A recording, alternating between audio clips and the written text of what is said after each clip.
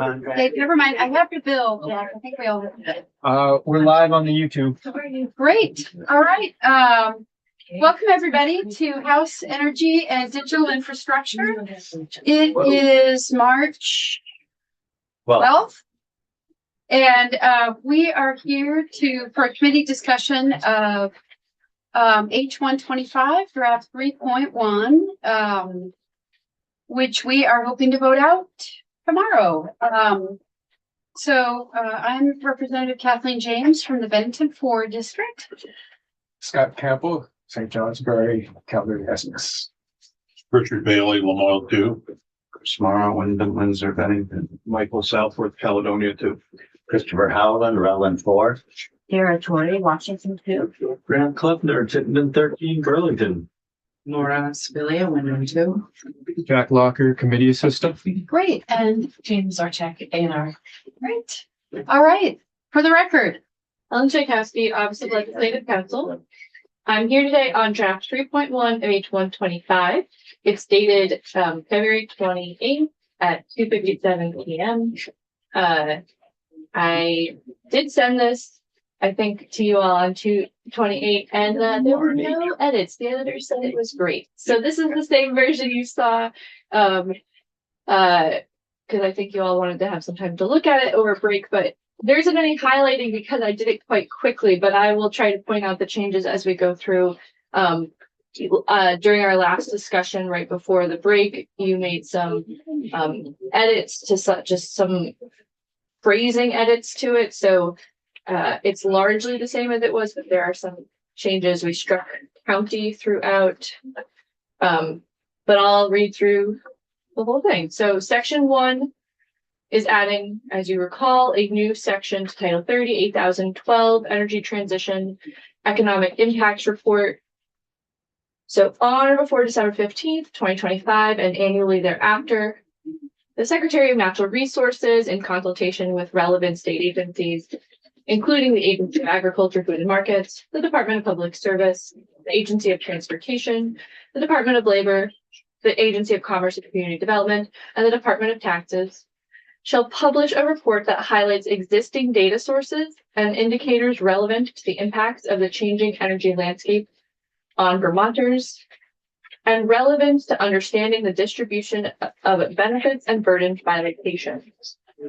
So you all discussed adding this phrase, the changing energy landscape, and then adding the benefits and burdens by location. great. I think I see a typo on line 10. In consultation with relevant state agencies, I think we want to strike the. And otherwise than that, I'm good with this section. Anybody have any comments? I do. Okay. By location, it feels really too broad. Okay. Why did we make that change? Because if we knew it couldn't be county, and then I remember we had In the prior version, it was region. Yeah. right. Why did we change that? Who remembers? We talked about it. We thought the word region was too undefined as well. Location That's right. feels less defined than region. Thoughts? Region's fine with me. More specific also. Okay. Yeah. All right, well, maybe Actually- we were all tired. Okay. So back to region.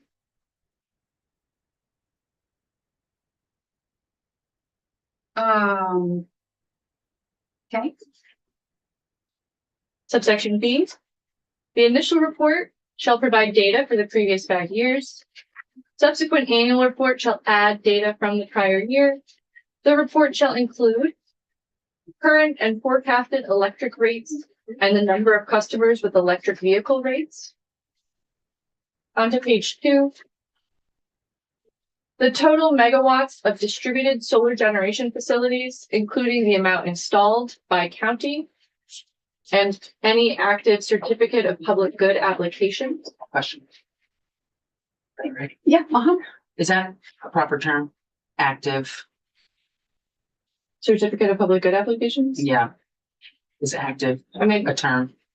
yeah, I mean, a certificate of public good application process can take anywhere from, a few weeks to 2 years. So I think I other parts of the statute don't reference this process, so it seems clear to me.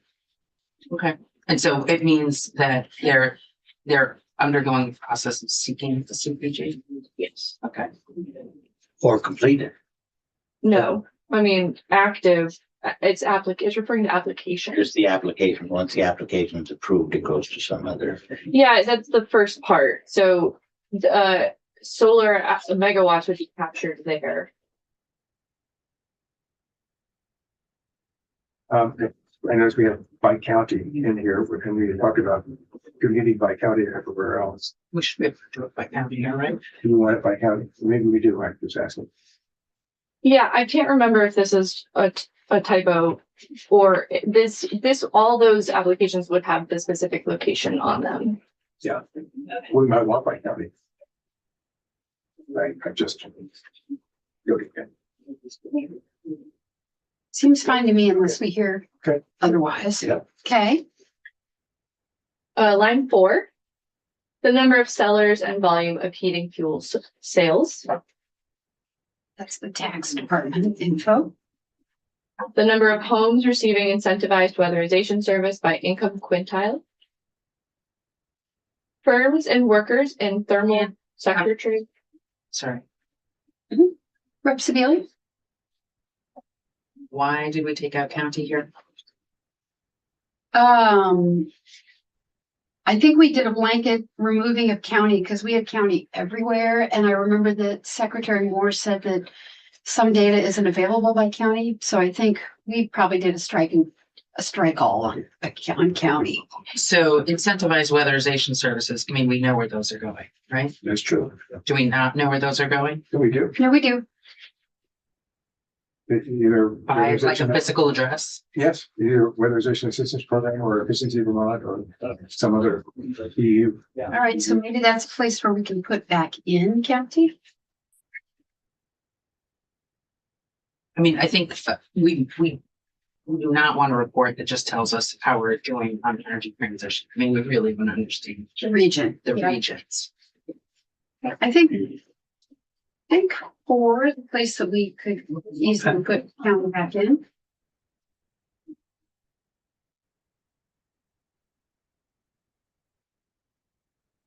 Gasoline and diesel transportation fuel sales.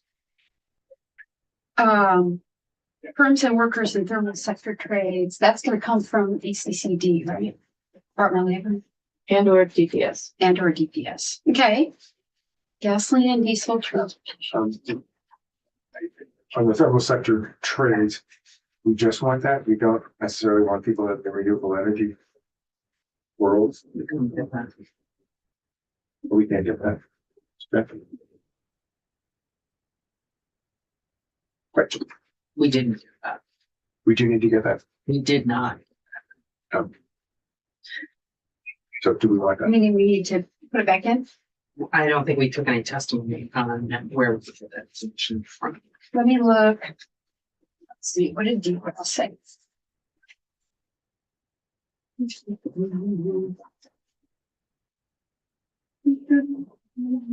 Yes, I think the Secretary of State's office told us that companies did not identify themselves as clean energy companies when they registered, and it would be difficult to get that information.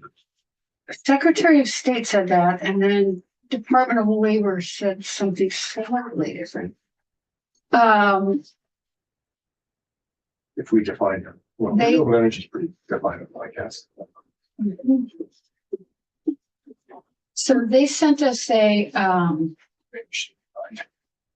memo and a list of programs, the Department of Labor that I thought I had sent to the whole committee and posted on the web page. But it's like I forwarded it. Let me send it to the committee right now and to Jack, just in case.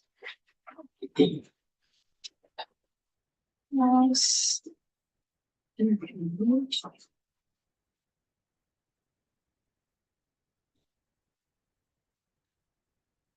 What's my email address?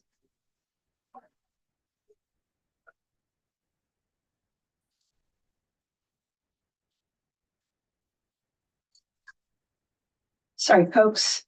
Jack, had I sent that to you on,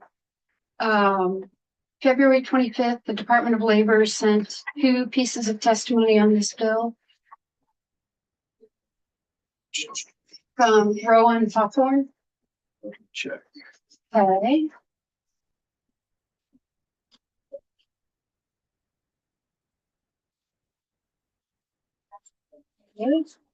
I'm forwarding that to everybody right now.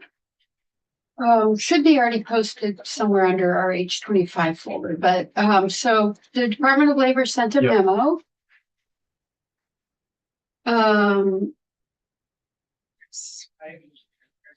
Saying that, they would need a list of which specific industries and occupations fall within our definition of the clean energy economy, because that's not currently defined at the state or federal level. And then once they have that list, they can use the Bureau of Labor Statistic codes to put together a list of codes to pull. So Seems like this could be a step 2, or it could be something that, I mean, we've called out the Department of Labor. It seems like something that the state agencies could work together on. There's and give it their best shot for this first report. And also, so I don't know if TJ provided any written testimony, but the Department of Public Service puts out a report. I'm trying to look at the name right now, but I found their Energy Workforce Development Funding and Initiatives report. That's not as detailed, but I think they have something called Energy Workforce. Okay. Yeah, I wasn't here for that testimony, but I think Okay. y'all probably received something from them. So it sounds to, what I'm thinking is that, Yeah, I got this. is that there are various levels of data available or to be had from the departments that we're naming in the report as being responsible for pulling this together. So I think we're good, but Would, by saying, am I adding renewable energy or am I not adding renewable energy?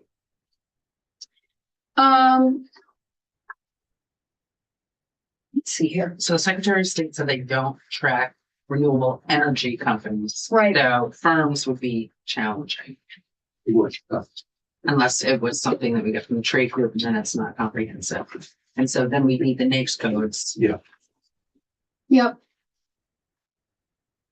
So yeah, Vidal says, oh, they need a list of what specific industries and occupations fall within the committee's definition of clean energy economy, and then they can pull the code. So I don't think we need to provide that list in this bill. I think it should be. But we might want to define. So I think we changed from clean energy economy to thermal sector because we wanted to be more specific. But if we wanted to add renewable energy firms, then we should probably be a little bit specific about what that includes. Okay, Like the solar energy. solar, right. Maybe also, we might be interested in companies that install heat pumps, but I don't know if there's a way of getting at that, then you're not becoming tested. That'd be under thermal, maybe. Well, yeah, that's true. Could be. Yeah, why don't we just add thermal sector and renewable energy trades? And then when A&R works on doing this report, they can work with VDOL to put together a specific list of codes that they should pull to be included. So thermal sector and renewable energy trades. Okay. Gasoline and diesel transportation fuel cells, those are our metered pumps, right? Well, that's actually from, transportation, right? That's tax. That's tax. Oh, that's tax, okay. Or DMV, right? DMV, right. Okay. All right. The number and location of retail gasoline and diesel outlets as indicated by metered pumps. That's ag. Mhm. Ag. Okay, Progress in electric vehicle supply equipment installation, both fast charging and level 2, to meet recommendations in the comprehensive energy plan and climate action plan and their locations. Okay. Vehicle registrations for light, medium, and heavy duty vehicles, including new and used electric vehicles and gas vehicles. We should probably add and gas and diesel. Since we have differentiated that elsewhere. okay. So this is the, Hybrid. Hybrid, is that, or is electric going to cover hybrid? You could just say all, Oh, Yeah. All electric vehicles? or all vehicles. Are you interested in, because you say light, medium, and heavy duty? yeah, this right now, I think says that was gonna be my question. Which vehicles would we not be getting counted here? well, I think what we're trying to know is how many are electric, right? Yeah. That's not what it says. Yeah, but this says. Is that what we want to know? So instead of 4, we could say vehicle registrations by category, or before 4, vehicle registrations by category for light, medium, heavy duty, by electric versus diesel and gas. I think by category is good, a good ad. So you're looking for a percentage. Well, I mean, it's still asking for numbers, Yeah. right? We had 1,000 Okay. gas powered cars and 50 heavy duty diesel vehicles and 75 electric cars. Which is what we're hoping to see.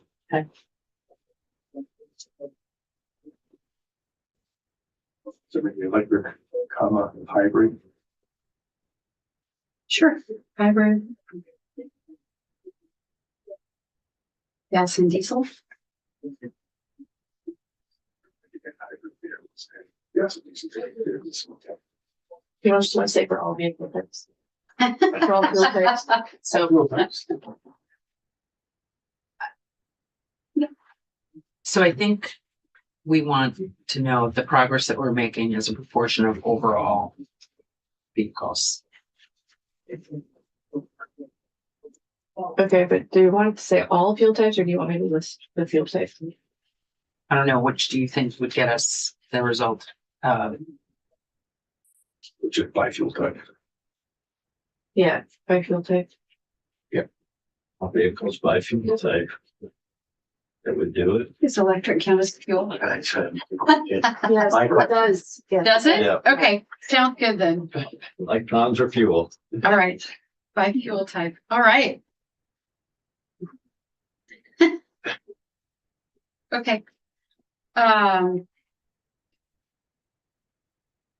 Fossil fuel and electricity consumption per unit of economic output. That's Secretary Moore's thing. Jane, I hate to tap you from the bench, but do you have a sense of what Secretary Moore actually had put that in? Do you have a sense of what that means? I don't. I think she's trying her best to align with the data that we know we're getting through the measuring and assessing progress tool for the GWSA. Okay, So I think she was just trying to put in the characterizations and categories as defined in that initial phase of building that tool right now. okay, And Yeah. I did have a conversation with Secretary Moore about that. And what that does is, if we saw 6% growth in electricity consumption in the face of 10% economic, like that would like okay, one thing, but if it were in the face of 10% economic growth, it would mean another. So it normalizes those units so you can compare, like, how are we actually doing in terms of fossil fuel use? Right. Conversely, if fossil fuel use goes up 3%, we go, oh man, we were wanting it to go down. But if it was in the face of 10% economic growth, say, okay, It's slower it's than. growing slower than. So it normalizes those numbers. Okay, I get that. And I think it seems like this phrase captures that to me. Yeah. Yeah. But this is Secretary Moore's language. Yeah. So I think it is correct. Okie dokie. The report shall also include maps and graphic displays of the data compiled, an analysis of the data and recommendations of any additional data necessary to illustrate the impacts of the changing energy landscape. Could we add by regions? On line 20. Yes.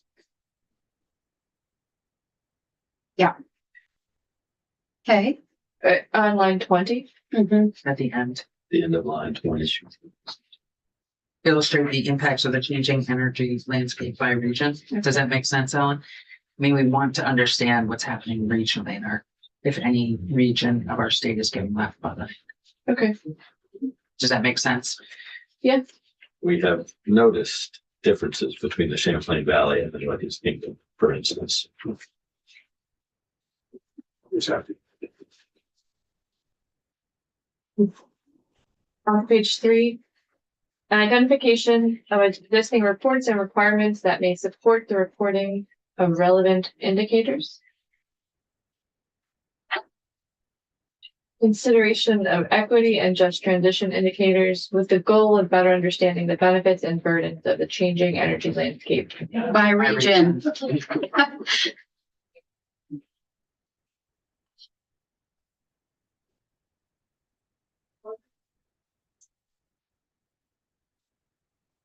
And any recommendations for future reporting requirements. Mhm. What's not applying? I'm sorry, what's the, 2 VSA section 20D states that all reports created expire within 5 years. oh, right, that's the sunset. Yeah. Okay. Yeah, Rep. Sebelia. So this gives an open-ended to the administration to make recommendations on how to improve this. Yes. Yep.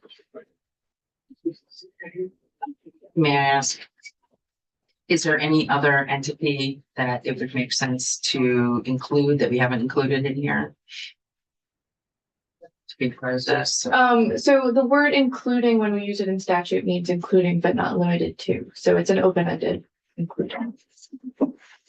It does say relevant state agencies. I don't know if you have interest in, making specific requirements of non-state agencies. But your initial report was to look at existing data sources from state agencies.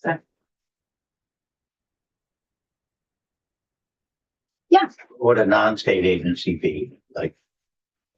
So EAN has data that they compile and they put out reports. There's information in there, and some of the other industry groups probably have their own data sets, but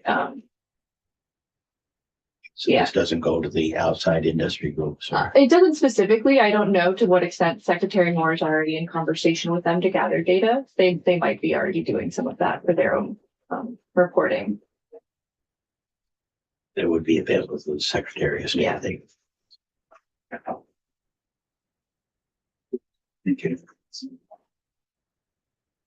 This is an annual report that does not expire. Yes. So, Ms. Secretary Moore did, she does want to provide final testimony, and she wasn't able to come in this morning. But she's going to send us written testimony by the end of the day. And, it has to do with, how the reporting requirement is drafted. So I don't know, I don't want to put words in her mouth. So we'll hear from her by the end of the day for written testimony with, sounds like some comments on how the reporting is required. It might be, well, actually, I don't want to guess. you know, maybe it has to do with the annualness of it. Yes. So, because we had talked about this being a phase 1, phase 2 thing, so that the first report comes in December 15th and that it include recommendations for future reporting requirements. So my guess is going to be that she's going to be asking us to look at line 9 and annually thereafter. But like I said, I just did put words in her mouth. So we'll wait to hear from Secretary Moore by the end of the day. Anybody have anything else on? Yeah. I would just note that I think this is not a one and done reporting. So Right. if in fact that is a concern that the secretary has, I would hope that she would also provide us some sense of how to proceed so that this is not a one and done. Right. We can make that clear to her. I'm happy to email her and just say, we want to make sure it happens every year. Or Jane, can you convey? Okay, yeah, with that, understood that all the conversations were about do this first one and then come back with recommendations on how to proceed. But we want to make sure that we don't have to start from scratch next year and that it happens every year. So I'm sure that's balanceable. Okay. So Ellen, do you want to wait? We were gonna vote on this tomorrow at 9. Do you want to wait until we hear from Secretary Moore, or what do you want to do? So this isn't really a question for me. I'm booked the entire morning, although if you let me out right now, I could probably make the changes that you just discussed. I don't know if you'll have time to come back after the 4, but you did also book me for tomorrow morning. So, I have to be in another committee in a little while, but you did have me booked till 10, so I could potentially do this now or wait. It really is more about like what your needs on scheduling are, because it's going to be real hectic this week. It will be, and we need to vote it out by Friday, obviously. I think we're really just waiting. These changes are easy. I think we're just waiting to hear from Secretary Moore, and that's end of the day today. Yep. Is there any reason Ellen can't make these changes and then we can decide tomorrow when we have Ellen and Secretary Moore's comments if we want to make additional changes? Do that. So we'll just keep you on the schedule for 9 o'clock tomorrow, and maybe Jack, change it to possible committee vote or something tomorrow at 9. Final markup, committee discussion, and possible vote. One other request. Can we please have highlights? You know, I do like those highlights. So Ellen, I think we timestamp on this. Well, the timestamp on this, you know, I ran out of here because you wanted to see it before break. Amazing. So I think we can let you go. Does anybody have any more questions for Ledge Council? So Okay, let's stay on live and have a committee discussion since I wasn't here yesterday and much has happened. Yeah, Rep. Southworth. So on H125. Yeah. I've been very vocal and I'm going to continue to be that. I struggle with the need for this report when the information is already available to us. We just have to go and get it. I just don't see having to burden people with compiling the information when it's there. And I also, and this is my opinion and only my opinion, I don't see where we're doing a lot of good. In fact, I almost see where we're trying to create a problem where there isn't one presently. So I don't like the bill.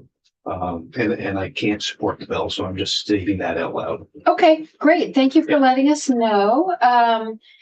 Anybody else? Yeah. So it seems to me that the value added here is, yes, this is existing data, but this is getting us a view of that data that we haven't had before.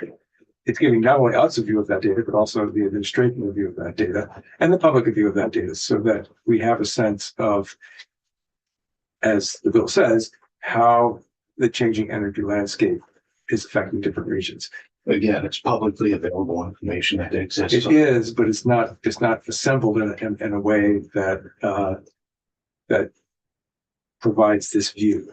And I didn't see support from a lot of, or some of the entities that testified. So that's my concern. I don't feel there's opposition either, but okay. Rep. Kleppner? Yeah, I would say two things. One is that I agree with Rep. Southwest, this information is available. It is also true that it is hard for me to imagine myself finding these different pieces of data, having time to assemble it. As we are a very part-time citizen legislature. And I know the agencies also are, they're understaffed and they have a lot of vacancies and they're all burdened as well. But I think they're slightly more likely to be able to successfully create this than we on our own would be. And I do think that our asking the agencies to undertake the work of pulling this together confers upon us a responsibility to truly believe that we will use it and then to actually use it as actionable data to make decisions on it, not just to do. So. Rep. Sebelia?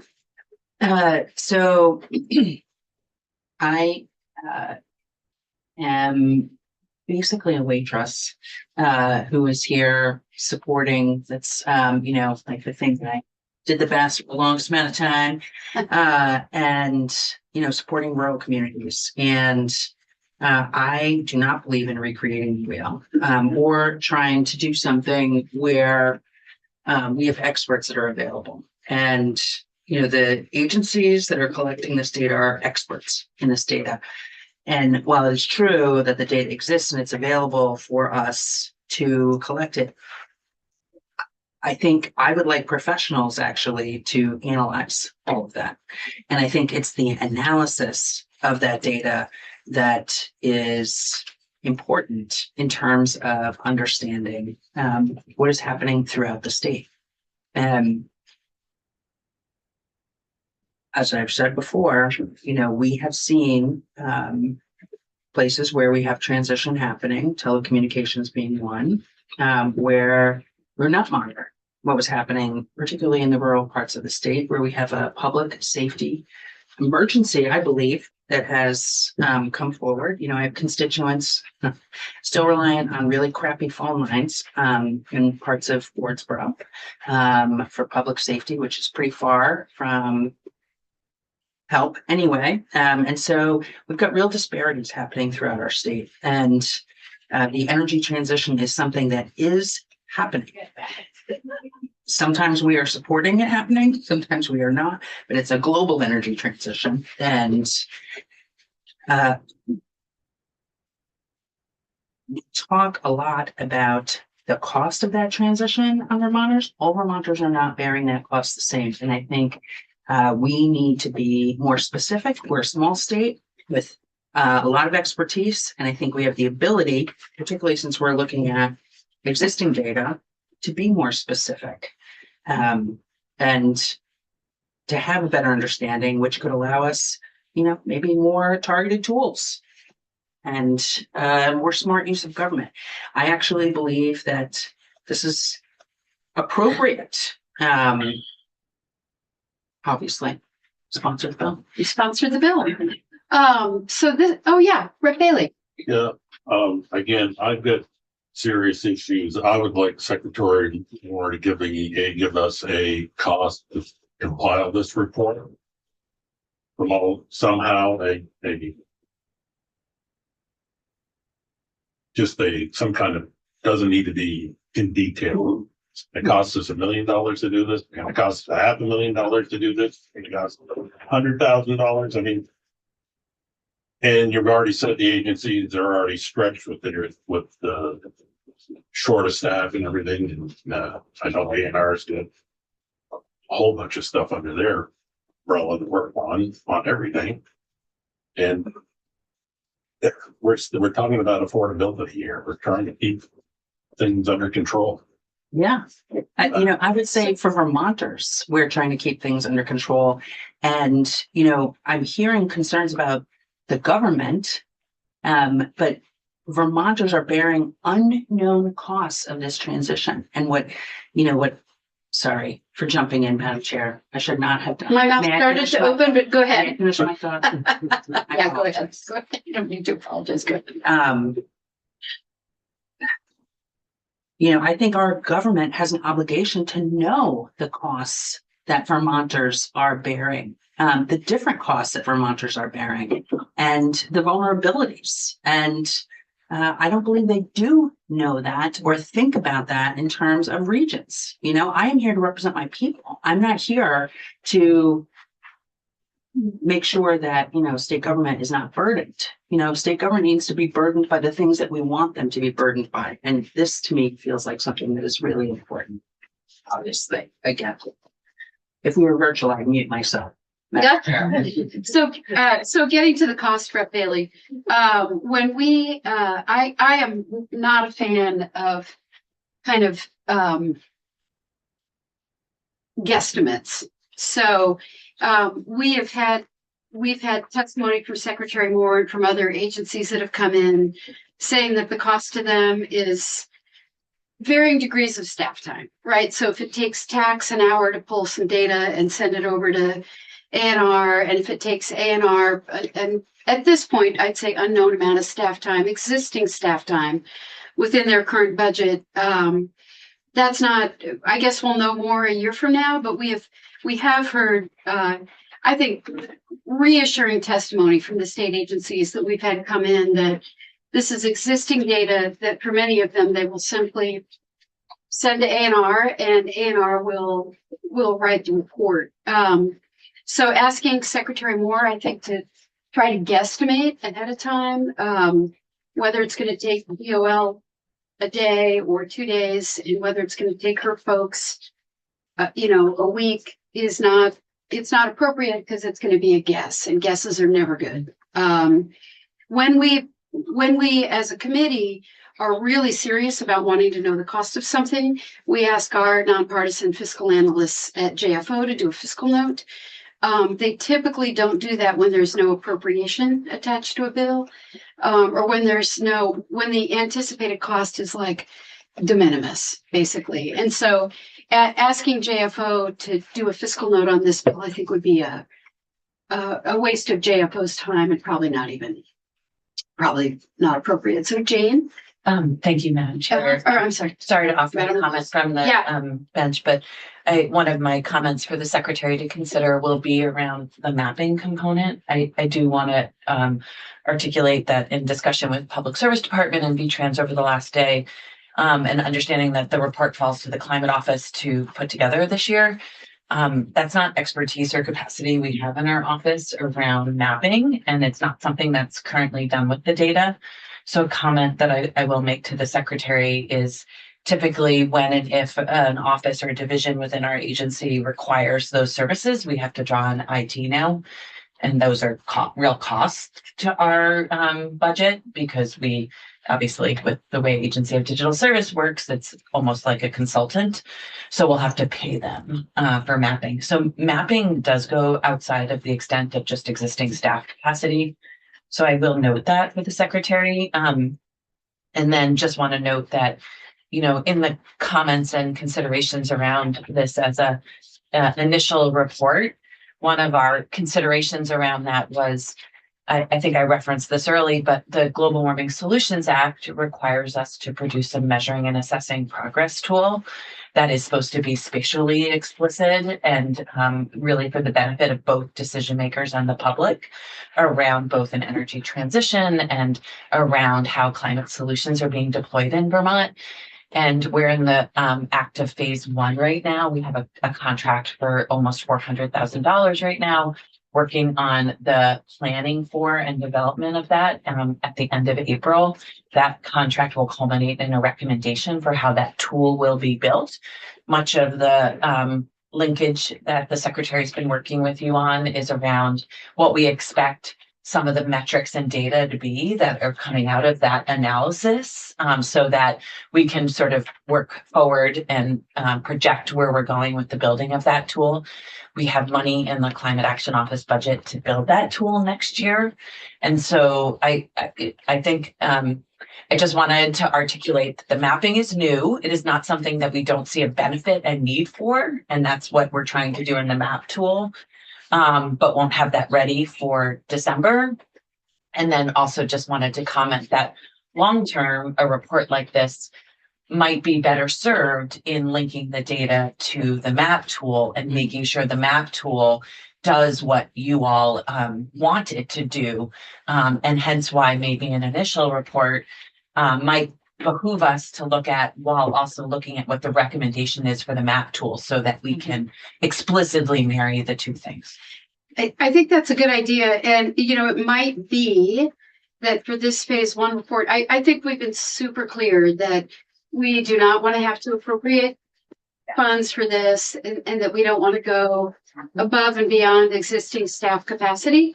So it could be that something as simple as changing maps to regional distribution. Yes, that would be And very good. and that would still allow us to visualize, by state. And then Are you on? I'm on Page page 2, line 18. So instead of maps and geographic displays, regional distribution Of data. of data, is that right?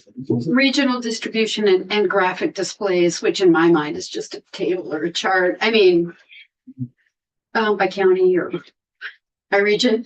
Yeah. But if the maps are going to be a big, expensive outsourcing hurdle, I say we let those join up with the work down the road. And could Yeah. we explicitly just reference those? I mean, would you be able to maybe offer language to explicitly reference? Reference the building of the Yes. measuring and assessing progress tool, which will incorporate spatially explicit data. Yeah. We can do that. Yeah, maybe we'll just put that in as coming soon to a report near you. Brett Clapper? And I believe I initially requested maps, and just for Jane's awareness of what I was thinking was that seeing a map that shows where the gas stations are Yeah, in blue and the electric charging stations in red, and then seeing that same map a year later, just makes it really easy to see at a glance how things are evolving and if there are big blank spaces on the map for either fuel source and so forth. So just to make it easy for those of us who Jane, do you things have, are you connecting with Secretary Moore? Maybe Yes. when she sends her written testimony. My job this morning is to provide the comments assimilated from other state staff and comments from today's discussion to the secretary to inform her feedback to you. Super. Yes. Yeah, We also got from an outside source, or I did, I don't know if anybody else did, that AAA actually has a trip ticket app that shows all those that I looked at, showed where every gas station was, every charging station with the what was available at each one. I'm not sure if that's something they can incorporate or look at. Again, I'm not trying to put a lot more work on this if this stuff's already out there. And is that not helpful? Is that what you were originally trying to get to, was where all the gas stations are, where all the charging stations? And what is happening with those? And, I don't know that AAA makes their data publicly available. that's someone at A&R's a member. yeah. I gotta say, if our state agencies and departments need to rely on AAA for their data sets, I think we're in It's probably the trouble. other way. It's probably the other way So- around. I think relying on the data sets that are available from our state government feels a lot more reliable to me than like a triptych. That's probably what Triptych is based on. Yeah, It's probably from so, A&R. but But the point being, I think what you're saying, Rep Bailey, is, and I think and hope we've made it clear in the language in the bill that we want to rely on existing reliable data sets that don't require gathering new stuff, going out to outside agencies. It's like, what have we got in the barn that we can pull together in a new and useful way? And Rep Pepner? as I recall, being sensitive to that desire not to add cost and work, we did, I don't remember which ones, but I think we had some things on our list which we removed because the agency said we don't have We don't have any. Many, yeah. So hopefully we've made it as easy as possible.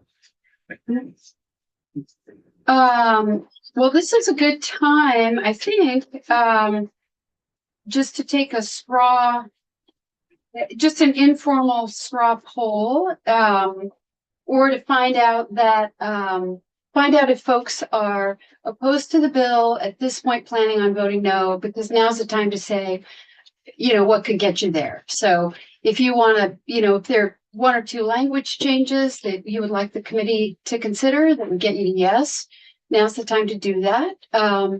But if you're opposed to the bill in principle or for deeper reasons and one or two language changes aren't going to change your mind, that's also fine. But now's a good time to say, gosh, if, I'm planning to vote no, but if we tinker with this or that, I could reconsider. Because I think we all know the language is very close at this point.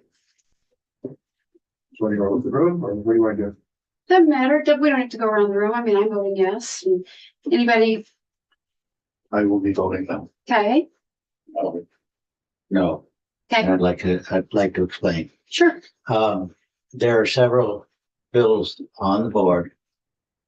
And I think this is that if they were to succeed, this wouldn't be necessary. And I think that this is really trying to answer a question that we've created the problem to. And I don't think the problem is as significant as this bill tries to exemplify it exists. I really have a problem that I can't just represent my little corner of Rutland City, Rutland Town. We're at 4,246 people that all live in probably 3 or 4 square miles. I don't have the exposure or I don't have 4 or 5 or 7 town meetings to go to last Tuesday.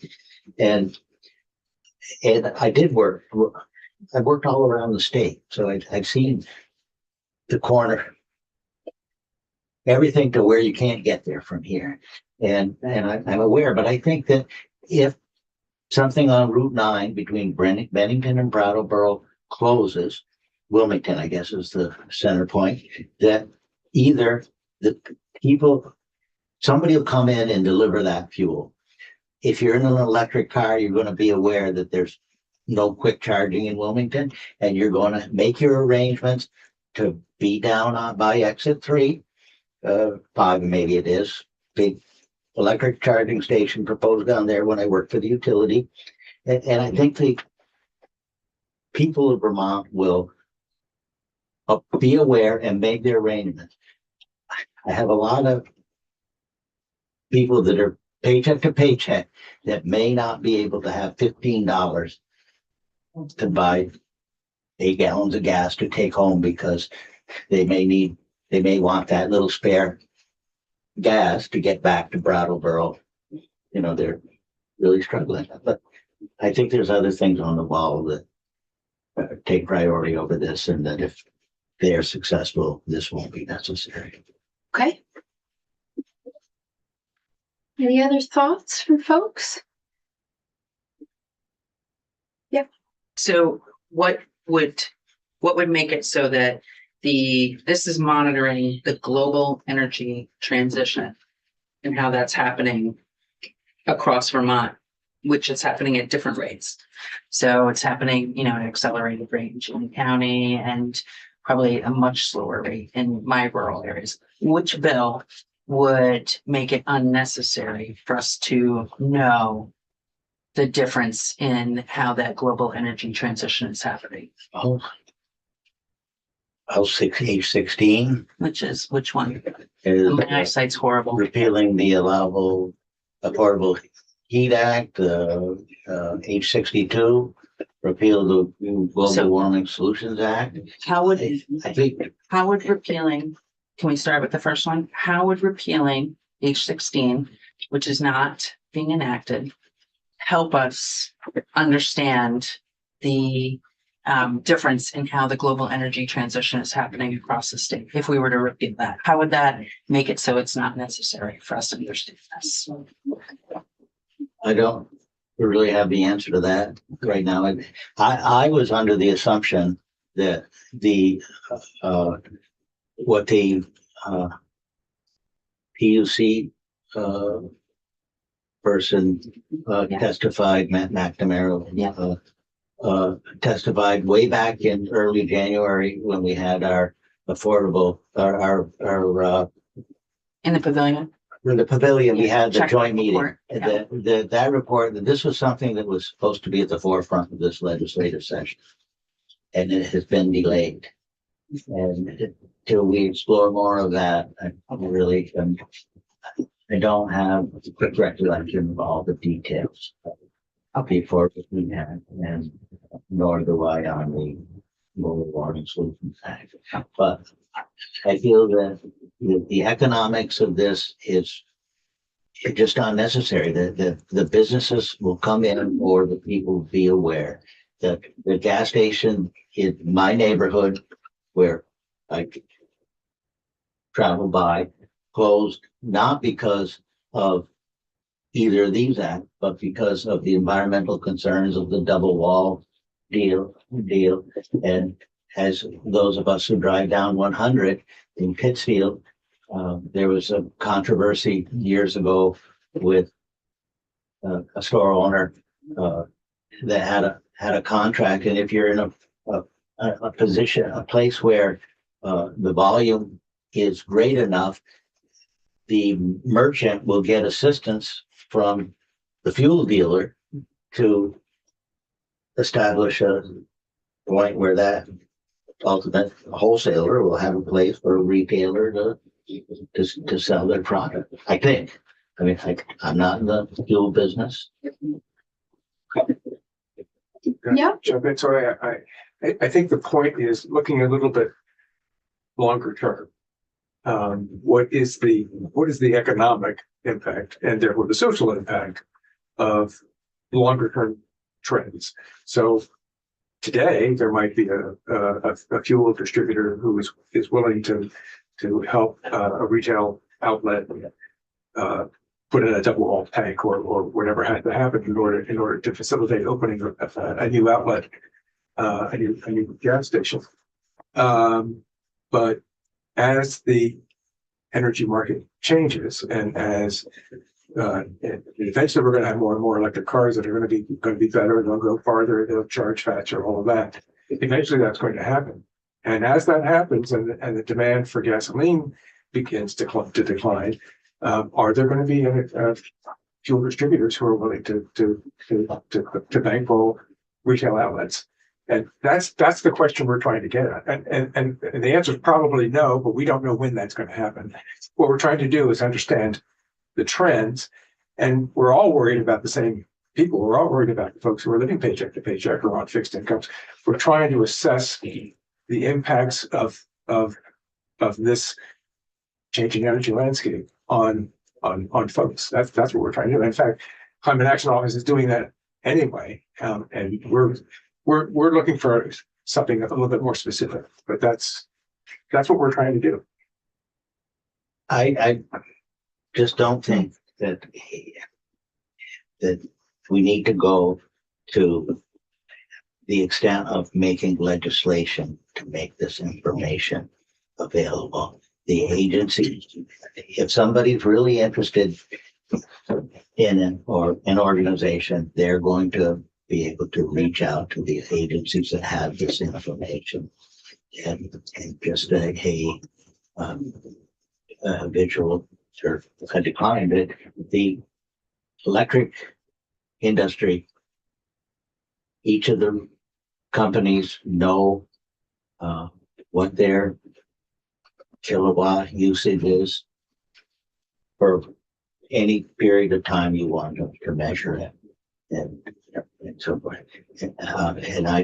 So as you increase electric demand with charging stations, as you decrease demand for liquid energy or liquid fuels, you also have the hopefully growth in economics that are going to be increasing this. So We're that trying to understand. I think we have a Yeah, I think- philosophical difference here. So. Yeah, and we don't need to twist anybody's arms. So this is just a chance to say where you're standing on the bill. If you have objections to it, to make those clear so that we all understand where everybody's coming from, and we don't need to, like I said, we don't need to try to twist anybody's arms. Right. That's true. Rep. Kleppner?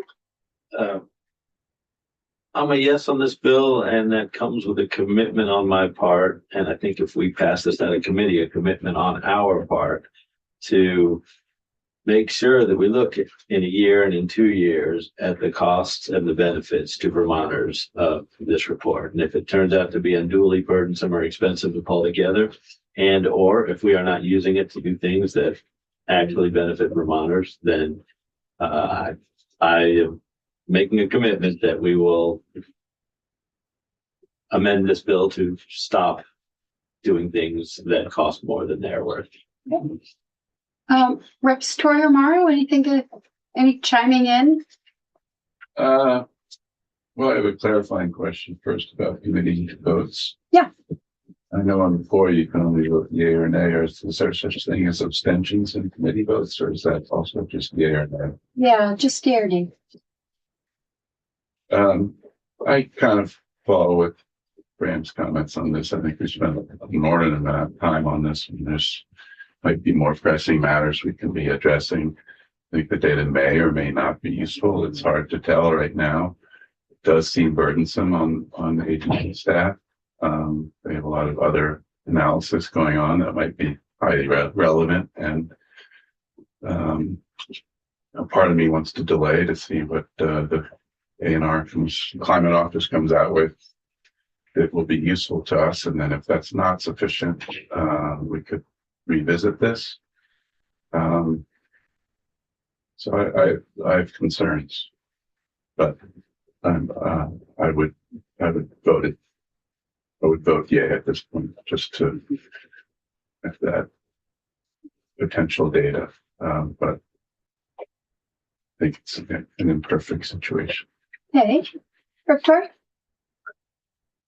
It's been a good grounding exercise, I guess. Just we've had a lot of witnesses, we've learned a lot about data sources, and it's always surprising what we don't know when we're trying to do something as important as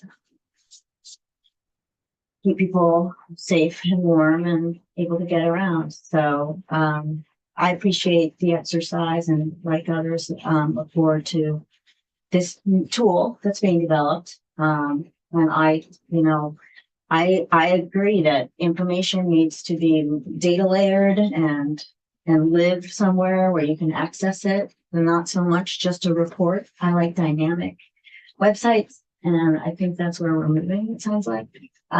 So, I'm supportive of this as a step in the process, understanding where we are and how to best. Great. All right.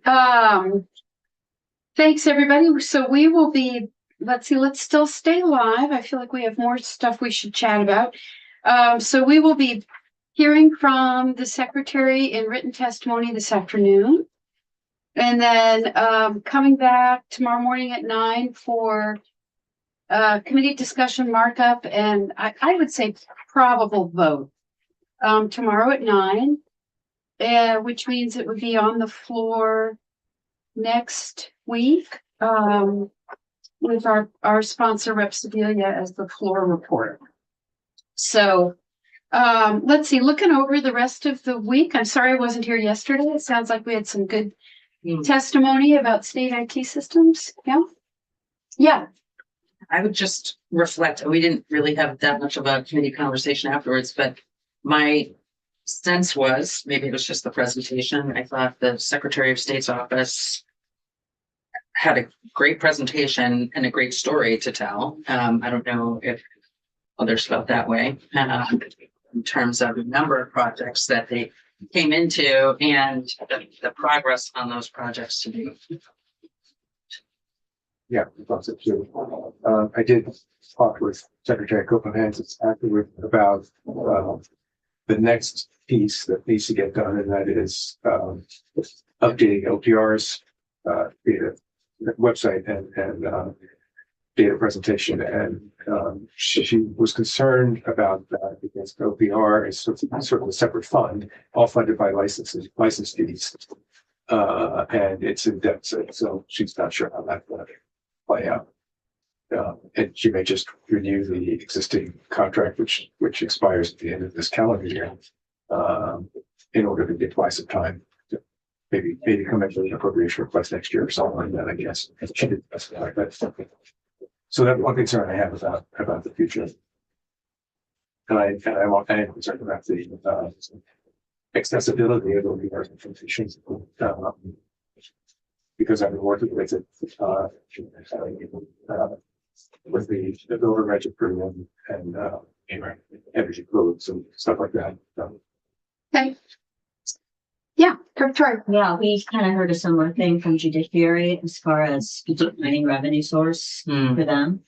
Yeah. And that is something that you hear on the floor when Ways and Means gives their impact assessment of various bills, and you know, it doesn't often sound like a lot. You know, it's like, oh, that's revenue's going down.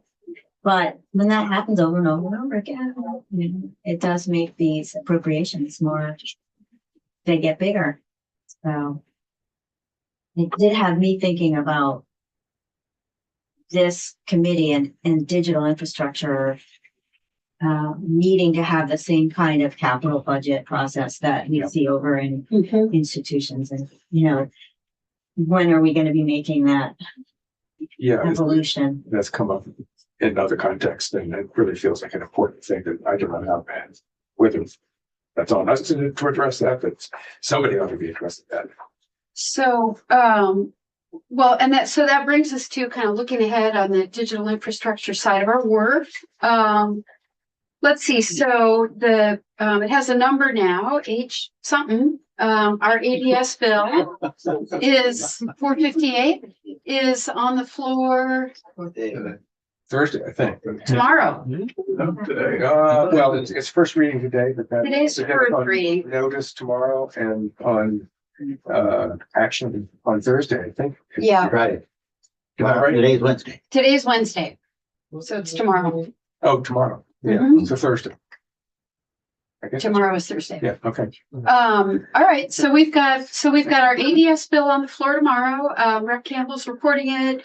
He's already drafted his floor report. It looks great. So our first bill will be on the floor. That'll be great. Yeah, Rep Campbell. Well, we'll back up to what Judiciary and Secretary of State's office said yesterday, that the computer program they talked about being capital funds or budget, but I think they're really operational. And the problem we have is that the computer programs all got backed up, and there's a tremendous need for immediacy, including the unemployment. And you know, it's 2020 they started working on that, and they're not going to be releasing till April of next year. But I guess my point is that these are really operational costs and not capital costs for the continuing renewing of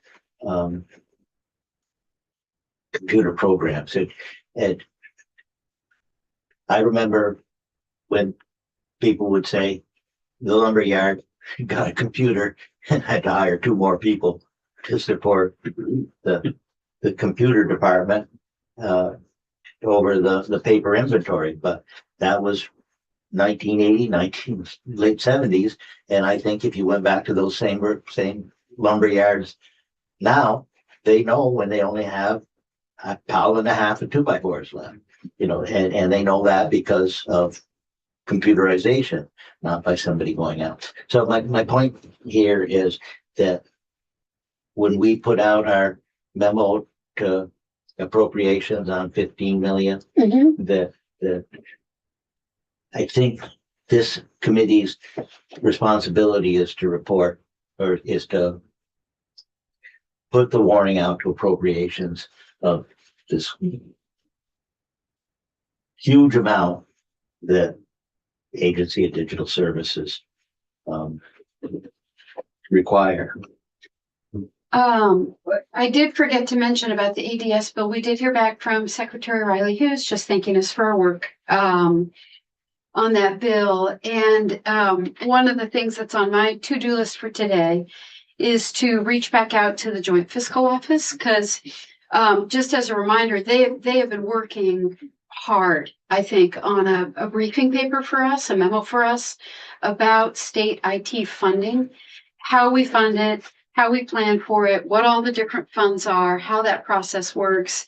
And I've been envisioning that the plan is, when that memo is ready, and I know they just got consumed with crossover, but the plan is that when that memo is ready, we'll have a joint hearing with Senate institutions and, receive that briefing paper, go through it, really start to understand it. And in my mind, anyway, I've been envisioning us spending, a lesser but continuing amount of time in the second half of the session on learning about IT funding, learning about the budgeting process, and seeing whether there is a bill that we should or could or might want to get out along your lines, Rep. Howland.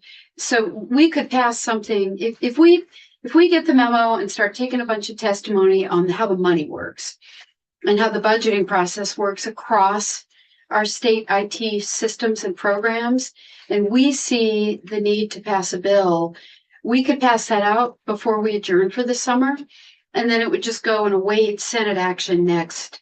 It would be basically sitting in the Senate waiting for them to take it up next year. So in my mind, that's an IT project we need to be kind of thinking about in the second half of the session to see whether the legislature whether we should play a role beyond just oversight. Yeah. Yeah, we had talked earlier on about having one central place for IT projects, monies, whatever. Yeah. And yesterday kind of drove that home with judiciary. Interesting. And that really kind of struck me as, okay, so they're on a standalone with very little ADS involvement. And how that happened, I'm not even going to begin to say, but I just feel that we need to key in on it. It's such an exorbitant amount of money that's going into IT.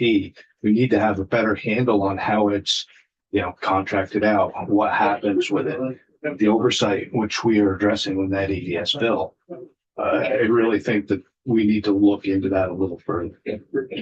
Yeah, I would agree. And I agree with Rep. Howland's comments about these are really operational costs. I want to know with Jai Talk, Madam Chair, Yes. over the years, we have noted that we have 3 different branches of government. Right. So Agency of Digital Services for the executive branch. We have our own IT here, which is Kevin, who we heard from, and then the judiciary. And Jai Talk has often kind of flagged, like, how are you guys talking? How are you making sure that there's consistency?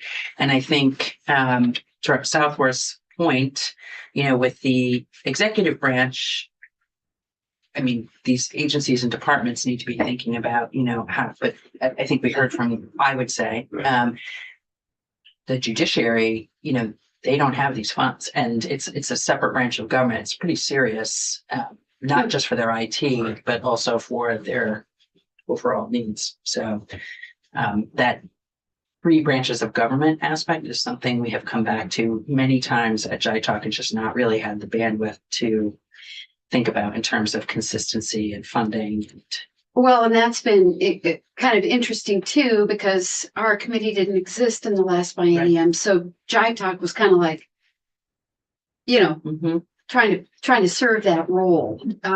It's good. We're going to need to have some kind of smooth handoff or coordination with Jive Talk over the summer, fall too, that we're going to have to figure out. I would love to recommend tasks. Yeah. Sure. So I guess I'm just sort of flagging that as like second half of the biennium. It's not like we're going to just drop IT and that work. Well, I'm envisioning it as just this steady stream moving along, so that maybe by the time we adjourn, we've gotten a bill out that we're excited about, and we send it off to the Senate for next January. Yeah.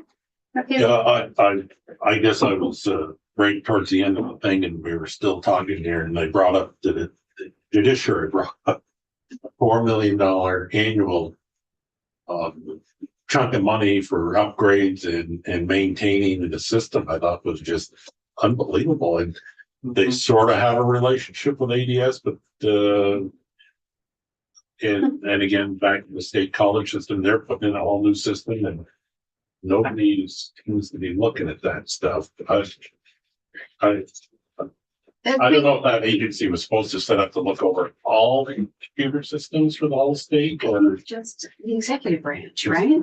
Yeah, yes, I think that there are states that have, we could say there are cyber standards or IT standards. I mean, that's something that this committee could look at. I think we would need a lot of testimony. That's why I'm really glad that we have this jurisdiction and a committee looking at it, but We could also, just in terms of how we do stuff, we could also work on this all spring and not be ready to pass out a bill and have homework that we all do over the summer and fall and come back ready to like really hammer it in January. There's that option too. So, so that's sort of the IT stuff. Let's see, we received a report from DPS, a draft report, and about the emergency dispatch system. Department of Public Safety. So we, Jack, did you get that? Get what?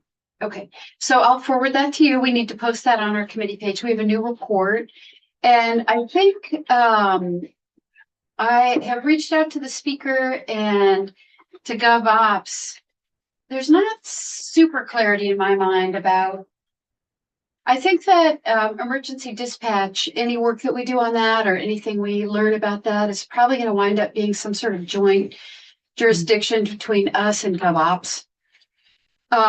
If we have time, we could definitely take testimony just on that draft report, what the findings are. We could get them in probably soon because we have a gappy schedule right now. And another thing I wanted to point out for the rest of our week anyway, is we'll have a scheduling meeting today at noon to start planning next week.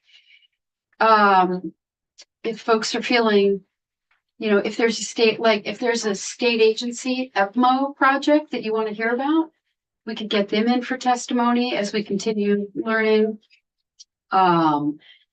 We do have, this is an interesting one. We do have the Agency of Education coming in on Friday to talk about e-finance. And I'm happy to send folks some links or do your own research, but that e-finance is an IT project with a long and controversial history. So I want to make sure as a committee we're prepared for that testimony with good questions. Really, you could just Google e-finance, or I'm happy to send folks, a link or two. It was something that we took a lot of testimony on during my whole first 2 terms on the Education Committee, 4 years of returning to the e-finance thing. So that's kind of why we're getting them in, because as we start to think about education reform in the state as well, data is going to be an important part of that work. We're trying to get all of our districts onto shared financial software and a uniform chart of accounts. And we're trying to make progress in our data, our student data system too, the data system we use separately to gather data on all of our students. What grade are they in? What's their address and how are they performing and stuff? So that it's kind of a juicy topic, actually. Yeah. I'm not sure if she wants to do this, but you might invite Representative Holcomb, who was Secretary of Education when a lot of this was going down. Oh, yeah. And she and I have talked about it briefly, but she has plenty to say on the topic, and an interesting perspective. Okay. She might be busy with the budget right now, but we could get her in. At some point. Yeah. She does have a lot of history there. Okay, so let's see, in my mind, the public safety report, we can just hear about that. The ADS bill, the JFO memo that's coming that I think is going to be important to kind of try to frame our work on IT over the next 2 months or whatever. And then turning to energy, we'll vote out our energy transition bill. Sounds like it's going to be 6-3, which, as I mentioned, no need to twist anybody's arms. That's fine. No surprises, though, please. It's always good to, have a sense of how the vote's going to go ahead of time. So, and then tomorrow we are walking through H-289. That is a bill that a lot of our members are co-sponsors of. And it's basically the legislative incarnation of the governor's climate action management plan that he published 3 weeks ago. So I would anticipate that that's going to be a pretty time-consuming walkthrough. It's a long bill. There's a lot in it. Be thinking of, as you prepare for that walkthrough tomorrow, do be thinking of questions for Ledge Council. So what is this, what does the legislative language say? What statute are we referring to? What does that phrase mean legislatively, I guess? I mean, legally. So let's try to, I think we'll have a lot of questions for Ellen, but let's try to make sure we're focused on like the language of the bill. And then in the weeks to come, we'll start taking testimony where we can get into all policy stuff and, all the questions we have about different witnesses we want to hear and stuff. So that's going to be a pretty decent project, I think, H-289. And we'll make a decision at some point about what we're doing with that. Or are we going to vote on H-289? Are we going to strike it all? And a lot of times we take big bills like that, and we take testimony on all the components, and then we'll just start from scratch and create a committee bill, so that we're not striking all on a 30-page bill. It gets confusing when you bring stuff to the floor. Did I forget anything? Are there any big? I'm sorry that our testimony this week is a little bit gappy. We have some gaps, which sometimes happens during crossover. I wanted to allow for the fact that floor could be. I didn't want to try to schedule anything after floor. Because Why? Yeah, but you don't know. Like you did though on Thursday. I think 15 Thursday minutes. we have the youth lobby coming in. Here to our committee. Yep, they've requested to speak, which is great. It's always fun to get students in. And I might see if we can plug something in on Friday, but mostly at this point, I'm just going to be focused on trying to make sure that we hit the ground running next week. Because for us, crossover is done, or it'll be done on Friday. Yeah, So we pass a bill. We move a bill out of committee tomorrow. And it has to be out of committee by the end of the week. Is that the definition of crossover? Out of committee is what Yeah. crossover is. So that's what crossover is. Yeah. Out of committee, not off the House floor. That's right. And there's 2 crossovers. And this year we have 3, which is so weird. But So the policy committees like us need to move out bills that don't have an appropriation or, it is a policy bill. Our ADS was a policy bill. So all of those bills need to leave all those policy committees by Friday. Yeah. Then money bills, if they have an appropriation or a tax or a fee, they have an extra week to leave approps and ways and means or even transportation. So they have until the 21st, but we're done this Friday. And then this year, the speaker has given the Education and Ways and Means Committee even then extra time to try to get out whatever big behemoth education reform and funding bill is going to be coming out of Ways and Means and Education. They have extra time. And then the weird thing is that you'll find like, it's changing by the day, but as of this morning, I was anticipating that the Senate was going to pass us S65, which is the energy efficiency bill, that we have a companion bill, Repertory, right? Somebody, or is it Logan? Anyway, so Yeah. I'm anticipating that we're going to be receiving an energy bill S65. And I'm really interested in that bill. I know Rep. Morrow's been kind of following it on the Senate side. Had a number of meetings about it. So we'll have that efficiency Vermont bill, hopefully come over. We can take a bunch of testimony on it. We could add things to it. And there are always ways, almost always ways to find ways to get stuff done.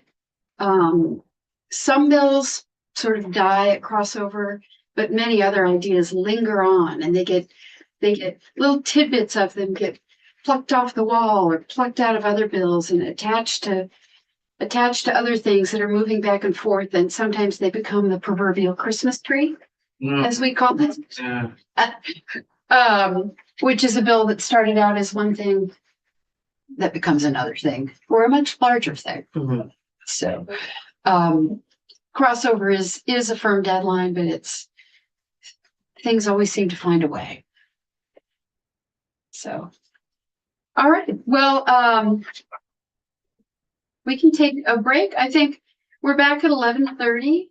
I'll read your floor report. With the Vermont Climate and Health Alliance, they're going to come give testimony. They're in the building today, so they reached out to see if they could come visit us. And similarly, the Youth Climate Lobby is in the building tomorrow, and they're going to come visit us. And otherwise than that, the rest of our week is H125, walkthrough on 289, and e-finance, that should be an interesting one. So we should be prepared for that. All right. I might try to get some stuff on Friday afternoon as well. So that's my week. All right.